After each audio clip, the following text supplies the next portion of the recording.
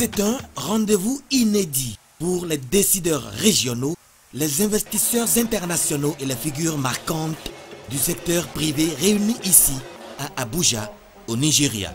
S'unir et converger les opportunités en vue de libérer l'immense potentiel économique dont regorge l'Afrique de l'Ouest.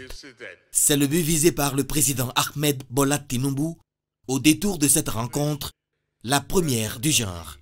Le président Patrice Talon prend part aux travaux. Inspiré par son leadership et sa vision, au sommet de son pays depuis 2016, avec des résultats probants et reconnus au plan continental et international, le chef de l'État apporte sa touche à cette quête de coopération régionale plus forte. Ce sommet arrive à point nommé parce que notre région traverse une crise de confiance et de partenariat affirmé. Nous avons une institution régionale, la CEDEAO, qui est un bel instrument de coopération et d'intégration, mais qui malheureusement, ces temps-ci, est en crise. Mais ceci ne devra pas nous paralyser et nous empêcher d'aller à l'essentiel qui est un véritable besoin d'intégration de nos communautés, tout au moins au plan économique.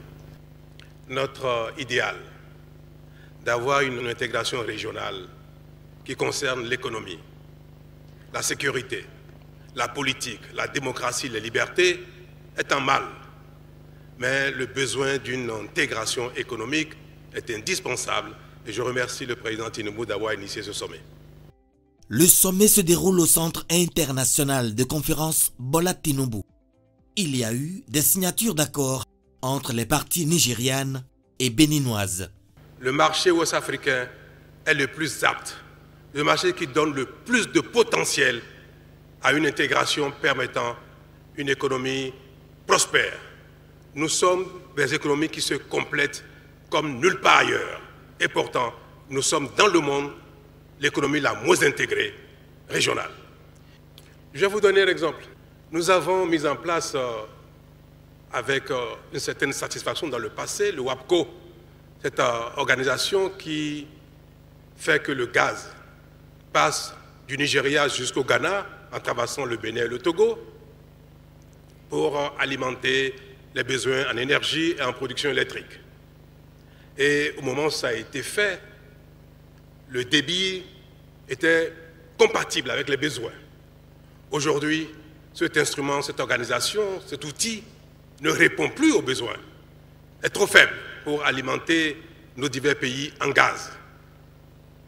Le Bénin essaye depuis quelque temps d'avoir du gaz, soit par le Ghana, soit par le Nigeria, au-delà de ce qui est offert à travers WAPCO.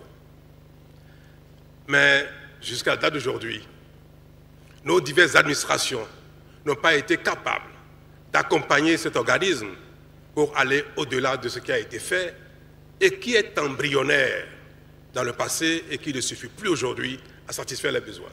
Le Bénin est en train d'installer une plateforme FSRU pour importer du gaz liquéfié du Qatar, pour le regazéifier sur cette plateforme et servir son industrie. C'est une aberration. Nous avons cette même aberration au niveau du marché de l'électricité. Nous avons mis en place une structure régionale pour le marché de l'électricité. Mais il ne fonctionne pas et je doute qu'il soit capable de fonctionner dans les années à venir. Mais un autre exemple plus banal qui concerne nos concitoyens ordinaires qui veulent aller de Lagos à Abidjan et qui doivent traverser le Bénin, le Togo, le Ghana avant d'y aller. Les routes existent, mais à cause des tracasseries qu'on observe sur nos frontières, sur nos voies, il faut plus d'une journée pour aller de Lagos à Abidjan. Si nous voulons intégrer nos économies, faciliter les échanges, et qu'un homme d'affaires qui doit aller à Abidjan en quelques minutes, par la route, doit mettre un jour, 2 jours, et parfois même dormir à une frontière, parce qu'on lui réclame un document qui n'a pas de sens, parce qu'on veut qu'il paye, qu'il ne veut pas payer. Monsieur le Président, Messieurs les Présidents, nous ne parviendrons jamais à impulser une véritable intégration de nos économies.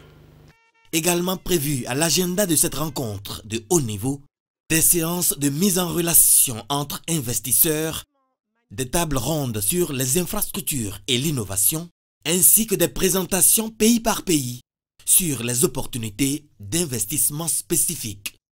Mes chers amis, il est temps que l'Afrique fasse les efforts nécessaires. Il est temps que nos administrations, nos politiques fassent les efforts nécessaires pour réellement intégrer nos économies, parce que si nous ne parvenons pas à le faire, nous resterons dans une communauté de pauvreté. Je veux dire à nos compatriotes que si nous ne partageons pas le même idéal démocratique, que si nous ne partageons pas le même idéal de liberté, que si nous ne partageons pas le même idéal politique, c'est moins grave que de ne pas partager le même idéal économique. L'économie, c'est la survie. Et la pauvreté est la mère de toutes les catastrophes. Si nous ne parvenons pas à sortir nos pays de la pauvreté, la démocratie sera compromise. Les libertés seront compromises, la politique sera compromise. Je ne banalise pas l'idéal de démocratie qui est important. Je ne banalise pas l'idéal de liberté qui est important parce que ça concourt de la dignité humaine. Mais je veux dire que ces idéaux qui sont majeurs et supérieurs peuvent être mis en cause par la pauvreté si nous ne faisons pas les actions qu'il faut pour nous développer collectivement.